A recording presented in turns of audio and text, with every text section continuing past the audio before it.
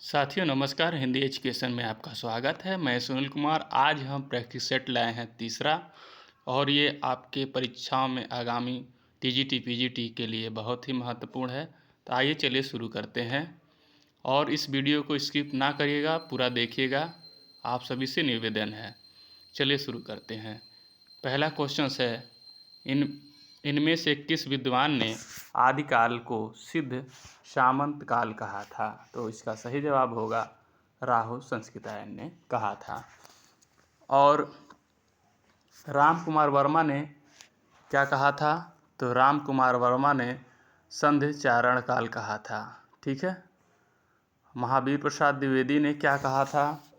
तो महावीर प्रसाद द्विवेदी ने कहा था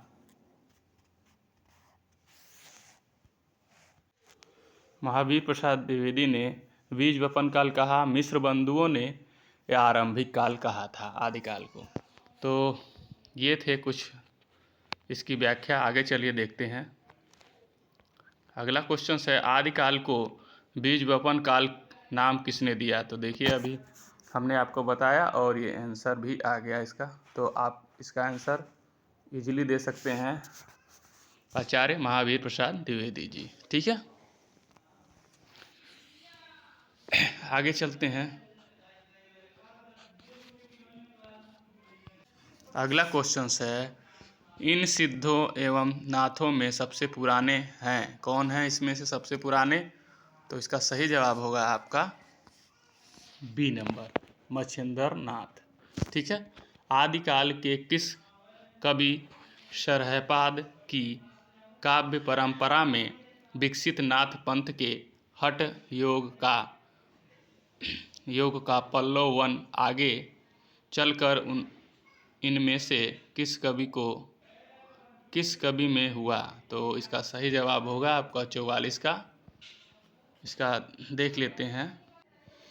तो इसकी ये देखिए ऑप्शन दिया है, जायसी हैं, तुलसीदास हैं, कबीरदास और देवसेन। तो इसका सही जवाब होगा आपका कबीरदास जी हैं।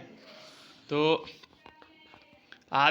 आदिकाल के कवि सरहपाद के काव्य परंपरा में विकसित नाथ पंथ के हठ योग का पल्लव वन आगे चलकर कबीर में हुआ था। तो ये सही होगा।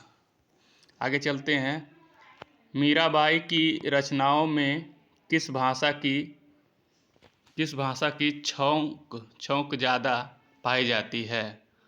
तो इनका बताइए, इन चारों में से छौंक किसका पाई जाती है मीराबाई की? तो इसका सही जवाब होगा राजस्थानी भाषा की। ठीक है। मीराबाई की रचनाओं में राजस्थानी भाषा की छौंक ज़्यादा पाई जाती है। मीराबाई कृष्ण भक्ति शाखा की प्रमुख कवयित्री हैं।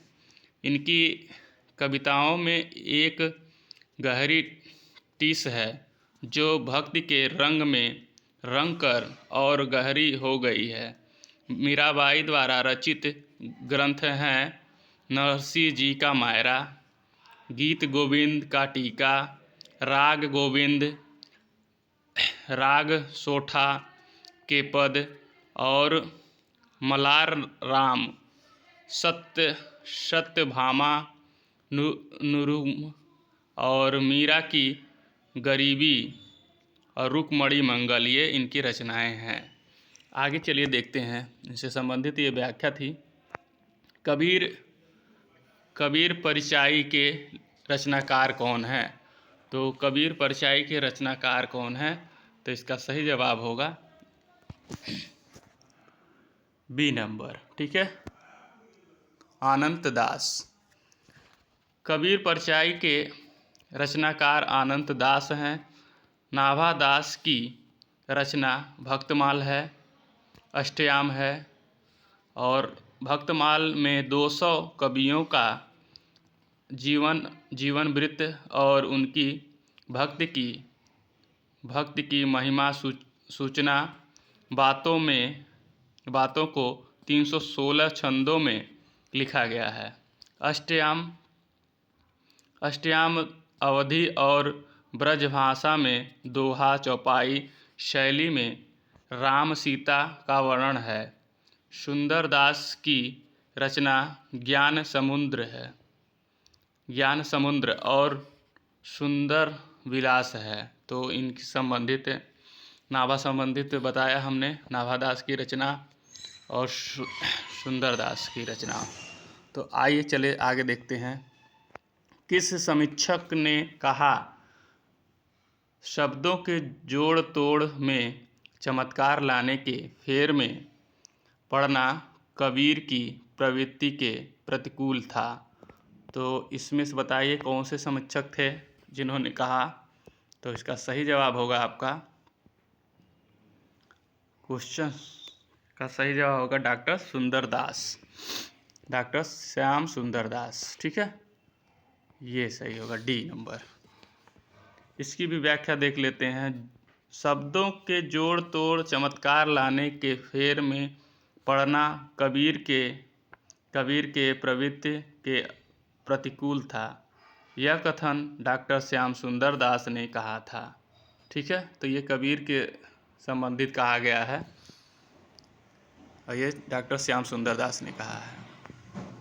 सूफी प्रेम व्याख्यान रचनाओं की भाषा कौन सी थी। तो इसमें से बताइए सूफी प्रेम व्याख्यान रचनाओं का भाषा क्या थी। इसका सही जवाब होगा आपका अवधी। ठीक है, अवधी होगा। इसकी व्याख्या देख लेते हैं। सूफी कवियों ने अपनी प्रेमाख्यान रचनाओं में अवधी भाषा का प्रयोग किया। मलिक मोहम्मद जैसी की भाषा अवधी के लोक प्रचलित मुहावरे एवं लोकोक्तियों में युक्त है। जैसी ने पद्मावत में ठेठ ग्रामीण अवधी भाषा का प्रयोग किया। तो ये कुछ महत्वपूर्ण इनसे संबंधित व्याख्या थी। आगे चलिए देखते हैं अगला क्वेश्चन। अहिंसावाद और प्रपत्तिवाद किस संप्रदाय की देन है। तो इसका सही जवाब होगा आपका सी नंबर। ठीक है, वैष्णव संप्रदाय के। इसकी भी व्याख्या देख लेते हैं। प्रश्नगत विगत अहिंसावाद और प्रपत्तिवाद वैष्णव संप्रदाय के देन है। वैष्णव संप्रदाय भगवान विष्णु और उनके स्वरूप को आराध्य माना जाता है। ठीक है, आगे चलते हैं। निम्नलिखित में से कौन सा कवि कृष्ण भक्ति धारा के कवियों में शामिल नहीं है। तो कृष्ण भक्ति धारा में कौन शामिल नहीं है। तो इसका सही जवाब होगा आपका नाभादास। ठीक है,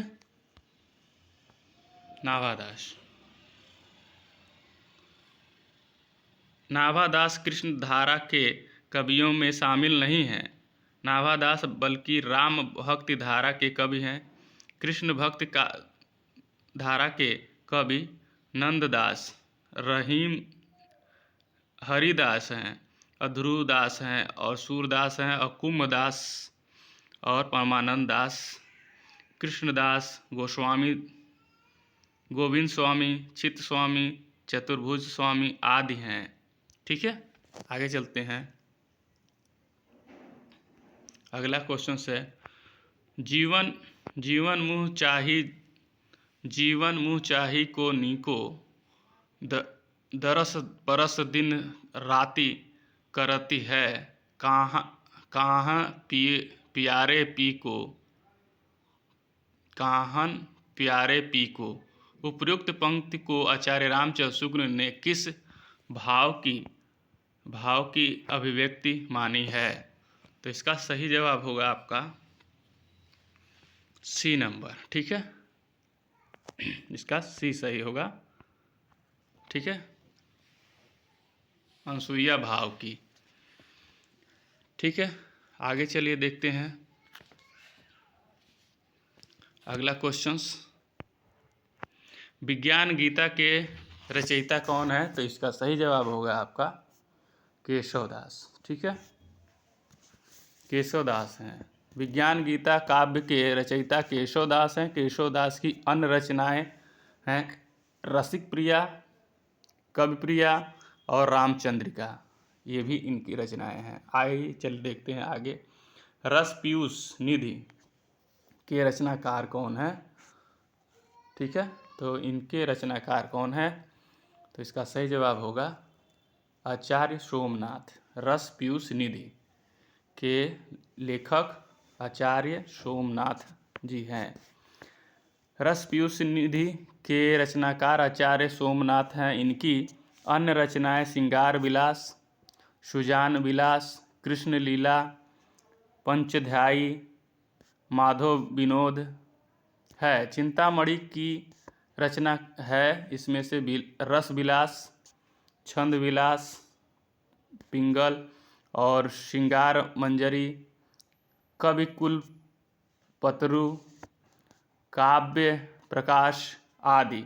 मतीराम जी की रचनाएं हैं फूल मंजरी, साहित्य सागर, लक्ष्मण श्रृंगार, ललित ललाम, राजश्री, रसराज, सतसई, अलंकार, पंचशिका, वृत्त कौमुदी आदि इनकी रचनाएं हैं। देव जी की रचनाएं भाव विलास, भवानी विलास, जाति विलास, काव्य रसायन आदि रचनाएं हैं। अगला क्वेश्चन देखते हैं। तो इन सभी कवियों से संबंधित हमने रचनाएं बताएं और इसको भी आप ध्यान में रखेंगे। आइए चलिए देखते हैं अगला क्वेश्चन। नैन नचाए कहीं मुस्काए लल्ला फिर आयो खेलन होरी पंक्ति किस कवि द्वारा रचित है? तो इसका सही जवाब है, ये इम्पोर्टेंट भी है, ये पद्माकर जी का है। ठीक है, नैन नचाए कहीं मुस्काए लल्ला फिर आयो खेलन होरी पद्माकर जी का है। ठीक है, और रसलीन जी का है फूल कुंज अलिभ्रम शीतल चल समीर।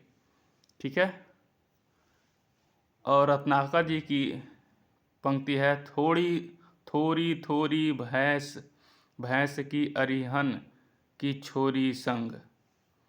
और बिहारी जी का है मन की रुचि जेती जीते तित तेती रुचि होए। ठीक है, आगे चलते हैं।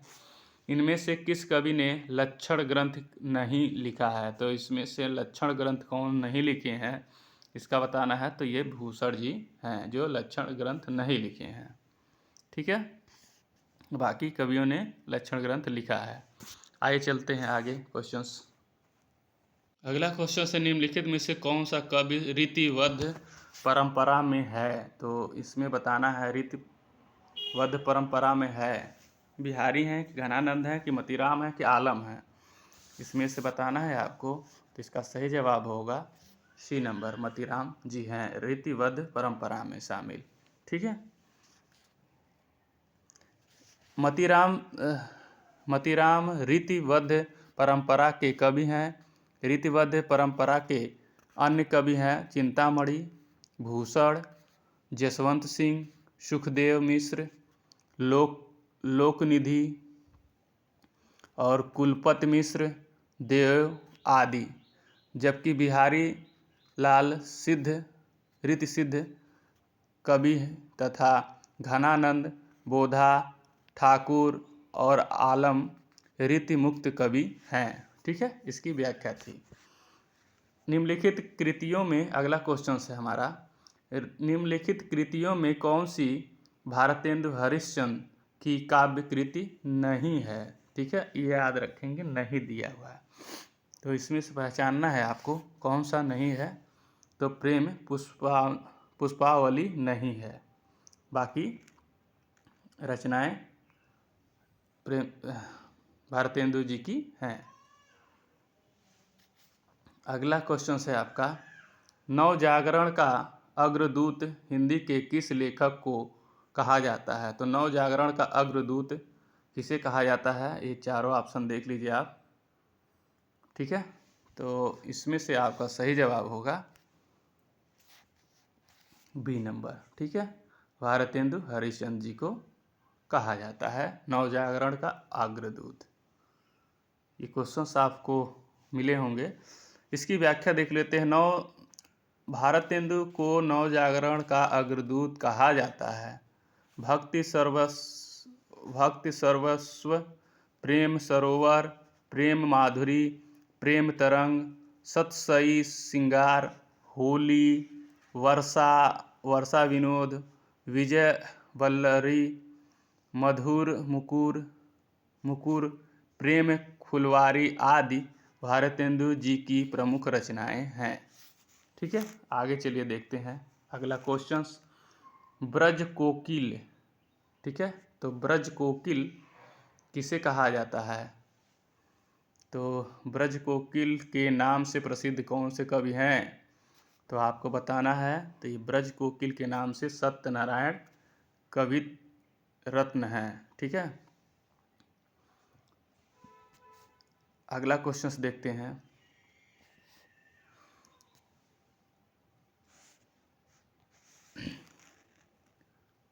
यदि द्विवेदी जी ना, अगला क्वेश्चन है 60 नंबर, इसमें दिया हुआ मगर है 60 नंबर क्वेश्चन नहीं है।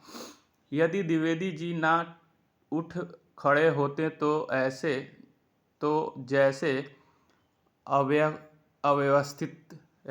अव्यवस्थित व्यवहारीकरण, व्याकरणीय विरुद्ध और उटपटांग भाषा चारों ओर दिखाई पड़ती थी, उसकी परंपरा जल्द ना रुकती।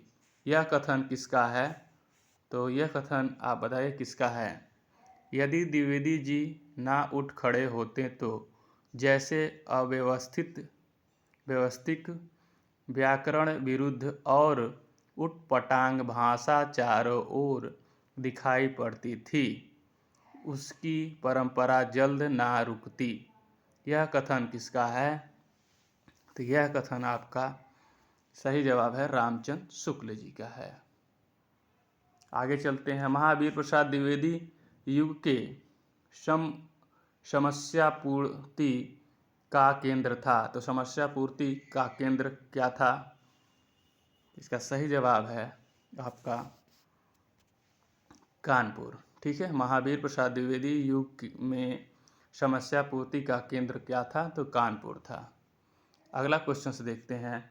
मैथिली शरण गुप्त की कौन सी रचना महाभारत संबंधित नहीं है?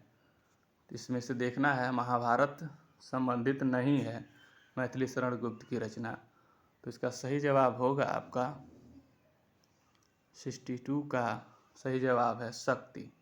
ठीक है, बाकी सब है। आगे देखते हैं। मैं नीर भरी दुख की बदली, महादेव वर्मा का उपयुक्त गीत उनके किस काव्य संग्रह से लिया गया है? ठीक है, तो इसका सही जवाब होगा डी नंबर, संध्या गीत से लिया गया है। ठीक है, अगला क्वेश्चन देखते हैं। रावण अशुद्ध होकर भी यदि कर सकता त्रस्त, तो निश्चित तुम हो सिद्ध करोगे उसे ध्वस्त। रावण अशुद्ध होकर भी यदि कर सकता है त्रस्त, तो निश्चित तुम हो सिद्ध करोगे उसे ध्वस्त। राम की शक्ति पूजा कविता में यह कथन किसका है? तो ये कथन किसका है? इसका सही जवाब होगा आपका बी नंबर। ठीक है, आगे चलते हैं। नौका विहार कविता में गंगा की लहरों के बीच चांद के प्रतिबिंब के लिए किस प्रकार की नायिका का उल्लेख है? तो नौका विहार, इसका सही जवाब होगा आपका ए नंबर। ठीक है, मुग्धा का। आइए चलिए देखते हैं अगला क्वेश्चन। अगला क्वेश्चन है, एक भारतीय आत्मा किस कवि को कहा जाता है? तो एक भारतीय आत्मा किस कवि को कहा जाता है? तो इसका क्वेश्चन आप लोग जानते होंगे। इसका सही जवाब है माखनलाल चतुर्वेदी को। ठीक है। अगला क्वेश्चन है, निम्नलिखित में से कौन सी विशेषता प्रगतिवादी की नहीं है? इसमें बताना है।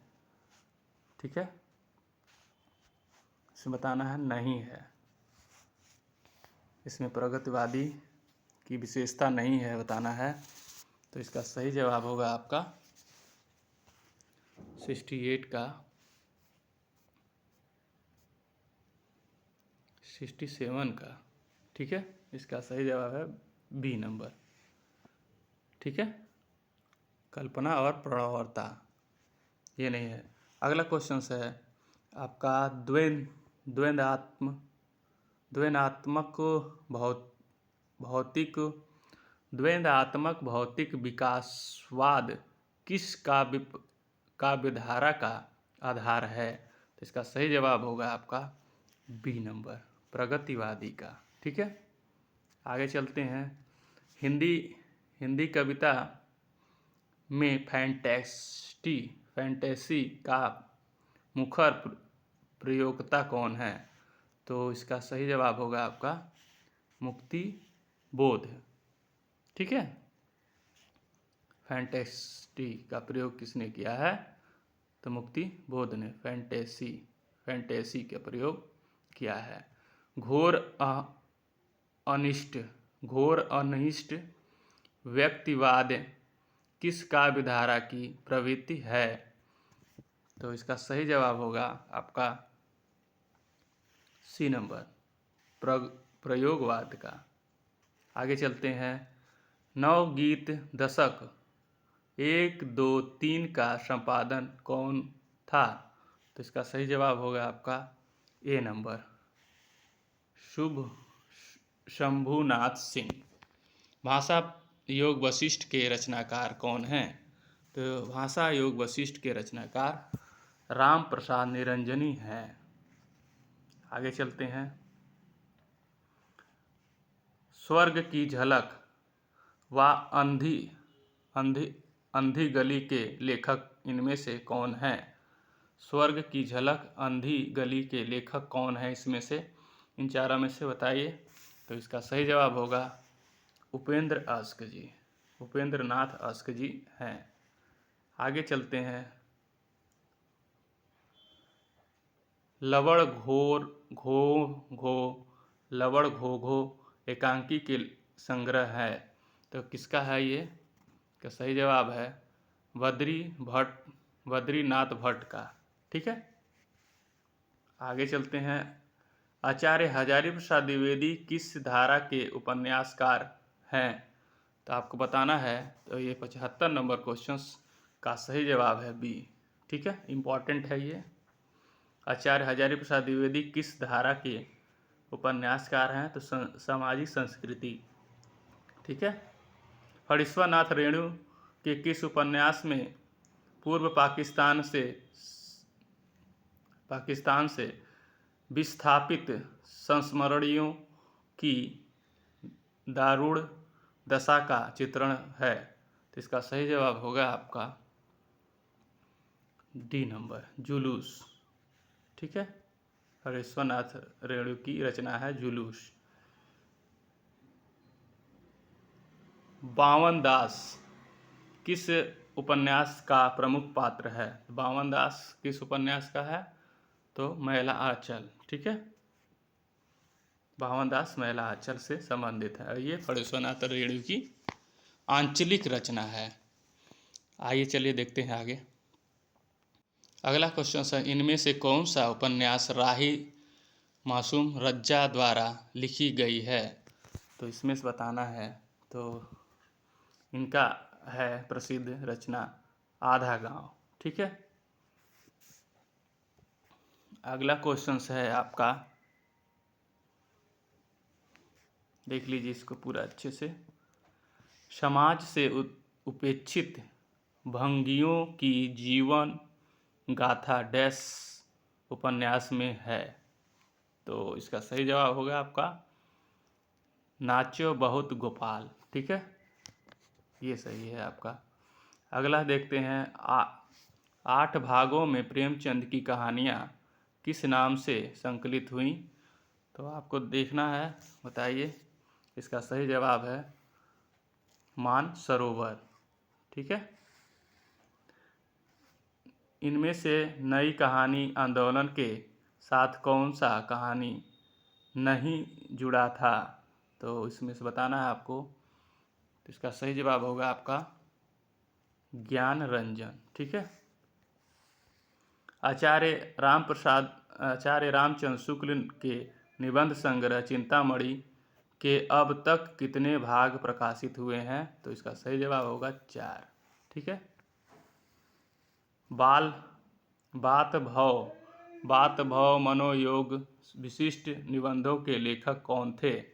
इसका सही जवाब होगा आपका सी नंबर, प्रताप नारायण मिश्र। संस्कृत के 4 अध्याय के लेखक कौन है। तो इसका सही जवाब होगा संस्कृत के 4 अध्याय किसकी रचना है। इसका सही जवाब है आपका रामधारी सिंह दिनकर। महावीर प्रसाद द्विवेदी की निम्नलिखित रचनाओं में से आलोचना विधा की रचना कौन सी है। तो इसमें से बताना है आपको आलोचना विधा की रचना कौन सी है महावीर प्रसाद द्विवेदी की।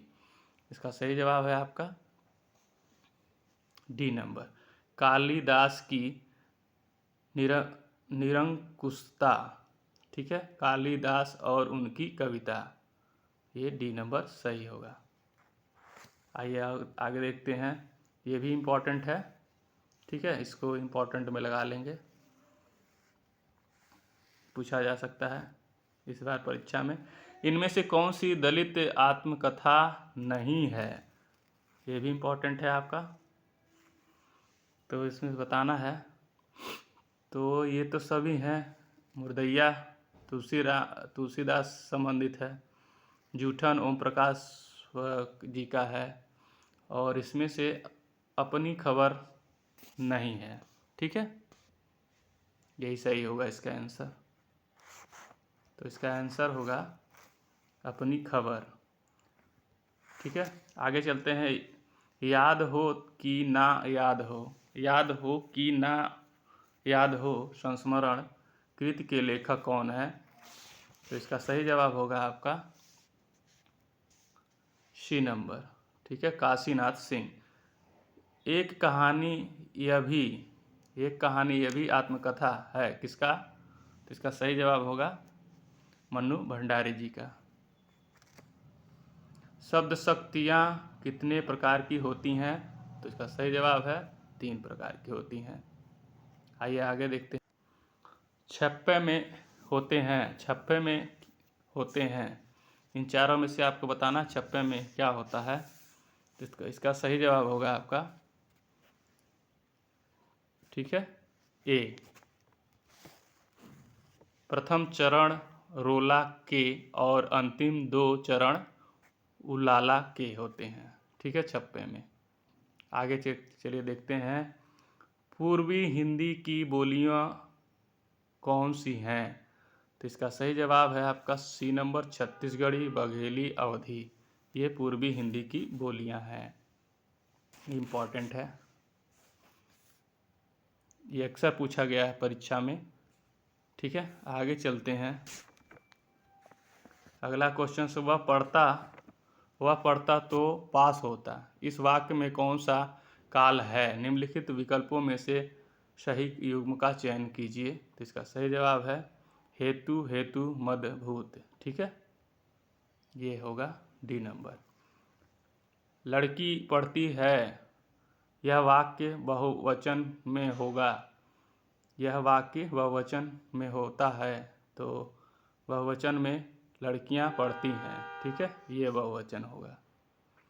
आगे देखते हैं, यथाविधि में समास है। यथाविधि में समास कौन सा है। तो इसका सही जवाब है यथाविधि में अव्यय समास है। जहाँ यथा लिखे रहे वहाँ पर अव्यय समास होता है। लो तौलिया, तौलिया मूलतः किस भाषा का है? तौलिया मूलतः किस भाषा का है? तो तौलिया आपको बताना है किस भाषा का है, तो इसका सही जवाब होगा पुर्तगाली। ठीक है। खिड़की, ठीक है, ये सब। बादल का पर्यायवाची शब्द नहीं है पूछा है, याद रखेंगे, नहीं पहले ध्यान देंगे। तो इसका सही जवाब होगा 96 का सी। 96 का सी नहीं होगा, डी होगा। सी तो बादल का ही है। ठीक है, आगे चलते हैं। प्राचीन, प्राचीन का विलोम शब्द होगा प्राचीन का विलोम, और बादल के अक्षर में द लास्ट में लगा रहता है। ठीक है, ये भी ध्यान देंगे अगर कहीं आपको खोजना हो तो। आगे चलते हैं। प्राचीन का विलोम होगा, ये भी बहुत बार पूछा गया क्वेश्चन है, इम्पॉर्टेंट है। ठीक है, तो इसका सही जवाब होगा आपका डी नंबर, नवीन। ठीक है, अगला क्वेश्चन है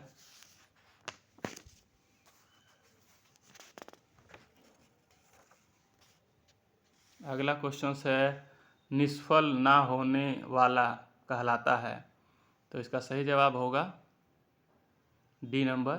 ठीक है, निष्फल ना होने वाला आमोद कहलाता है। ठीक, आगे चलते हैं। दूरदर्शन समाचार के बारे में कौन सा कथन ठीक नहीं है? तो इसमें से नहीं पूछा गया है। दूरदर्शन समाचार के बारे में कौन सा कथन ठीक नहीं है? तो इसमें से चारों देख लीजिए अच्छे से। इसका सही जवाब होगा आपका सी नंबर। ठीक है, शब्दों और चित्रों का तालमेल आवश्यक नहीं है। आइए चलते देखते हैं। पत्रकार पत्रकार मोरिस फेंगस के अनुसार समाचारों का पाठक के लिए बोधमय कौन बताता है? तो इसका सही जवाब होगा आपका 100 का सही जवाब है बी, संवादक। तो संवादक ही आपको समाचार पढ़कर बताता है कि यहाँ पर ये घटनाएं हुई हैं। ठीक है, आगे देखते हैं। इसमें दिया है सम्मिलित करना है, क नंबर पर दिया है इसमें 10 कुमार चरित, ख में दिया है नैधीय चरित, उत्तम रामचरित। तो इनको मैच कराना है। तो हर्ष है इसमें, भभूति है, दंडी है। तो 10 से दंडी पहुंच गए आप। ठीक है, न इसमें स आधा ये वाला स दिया है ना, तो इस स से इसमें मिला देंगे, श्री हर्ष का है। और लास्ट में यही बचा है, तो उत्तम रामचरित भभूति जी का ये रचना है। ये ट्रिक है। आगे चलते हैं। युधिष्ठिर में कौन सा समास है? तो युधिष्ठिर में आपको बताना है कौन सा समास है। तो इसका सही जवाब है आपका सी नंबर। ठीक है, अलुक। ठीक है, आगे निम्नलिखित में से कौन सा संस्कृत वाक्य कारक प्रयोग की दृष्टि से अशुद्ध है? तो इसमें से बताना है अशुद्ध कौन सा है। तो सीता रावण कुपयत ये अशुद्ध है। आइए आगे देखते हैं। वह स्नान करके जाती है, वाक्य संस्कृत में अनुवाद होगा। तो इसका सही जवाब होगा आपका ए नंबर, सा स्नान कृत्वा गच्छति। तो ये ए सही होगा इसका। आगे चलते हैं। निम्नलिखित में से कौन सी सेवा इंटरनेट से प्राप्त नहीं है? तो इसमें देखना है, नहीं पूछा है। तो इसका सही जवाब होगा आपका डी नंबर, ई हार्वेंडिंग। ठीक है, अगला क्वेश्चन देखते हैं। निम्नलिखित में से कौन सा सही सुम्ल नहीं है? तो इसका डी नंबर सही होगा। ऋण जल धन जल, ऋण जल धन जय प्रभाकर माचवे का ये नहीं है। ठीक है, तो इसका सही जवाब होगा आपका प्रभाकर माचवे का नहीं है, यह सम्मिलित नहीं है, और ये फणीश्वर नाथ रेणु जी का है। ठीक है, ये फणीश्वर नाथ रेणु जी का है, ये गलत दिया हुआ, प्रभाकर माचवे नहीं होगा, ये रेणु जी का है। ठीक, और बाकी जुलूस का रुका है विवेक राय का है, युद्ध यात्रा धर्मवीर भारती का है। ठीक है, और तूफानों के बीच राघे राघव का है। बताओ कि तुम कब लौटे, बताओ कि तुम कब लौटे, वाक्य का सरल वाक्य परिवर्तित होगा। इसका सही जवाब होगा अपने लौटने का समय बताओ, ये होगा। निम्नलिखित में से कौन सा शाश्वत शब्द का विलोम होगा? शाश्वत का क्षणिक होगा। ठीक है, निम्नलिखित में से कौन तत्सम है? इसमें से देखिए तत्सम कौन सा है, तो इसका सही जवाब होगा आपका ए, गृह जो है, जिसमें ज़्यादातर री की मात्रा हो और छ लिखा हो तो ये अक्सर तत्सम ही होते हैं। ठीक है, आगे चलिए देखते हैं। अगला क्वेश्चन है आपका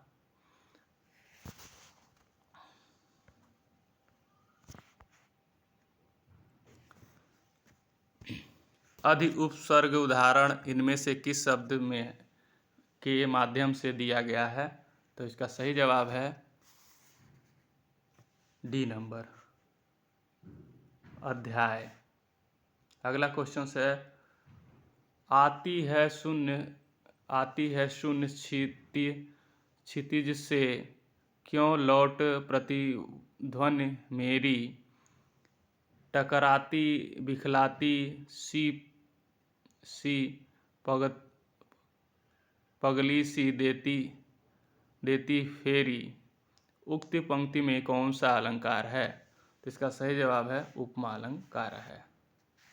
अगला क्वेश्चन है बहुजन अधिकार पाक्षिक का संदर्भ सर्वप्रथम प्रकाशन किसने किया था और कहाँ से हुआ है?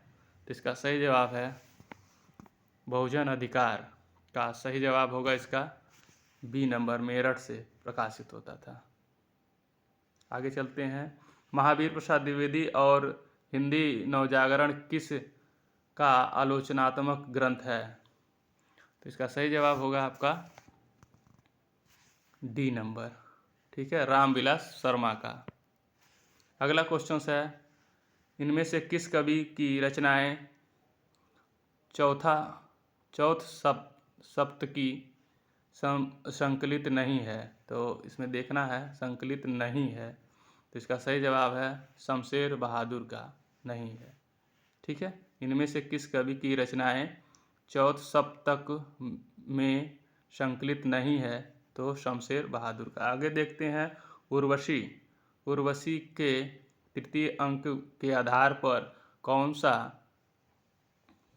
से कथन सही हैं? तो इसमें से कथन देखना है उर्वशी के तृतीय अंक का, तो इसका सही जवाब होगा आपका डी नंबर। ठीक है, आगे चलते हैं। इसका ऑप्शन होगा डी, ए और सी सही है इसमें। ठीक है, ए और डी सही है।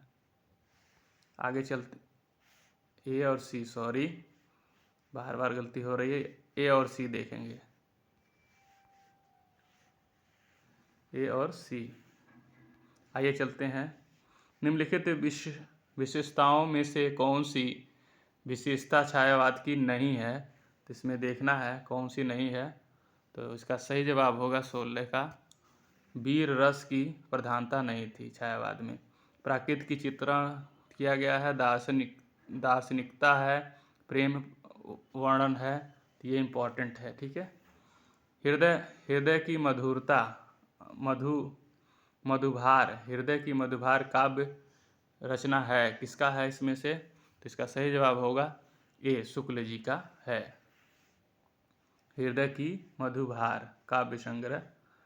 भरी भरी रही भनक भनक बनक ताल तानन की, तनक तनक मा तनक तनक तामे खनक चूरिन की। यह किस छंद की पंक्ति है? तो इसका सही जवाब है देव जी का है। अगला क्वेश्चन है, इसमें सुदामा चरित्र किसकी रचना है? सुदामा चरित्र के रचयिता कौन है? तो इसका सही जवाब है नरोत्तम दास जी हैं। अवधी एवं ब्रज भाषा दोनों में रचना करने वाले कवि कौन हैं? तो इनका सही जवाब है तुलसीदास जी हैं। वीडियो अच्छी लगी हो तो अपने साथियों तक ये प्रैक्टिस सेट शेयर करेंगे, लाइक करेंगे। धन्यवाद।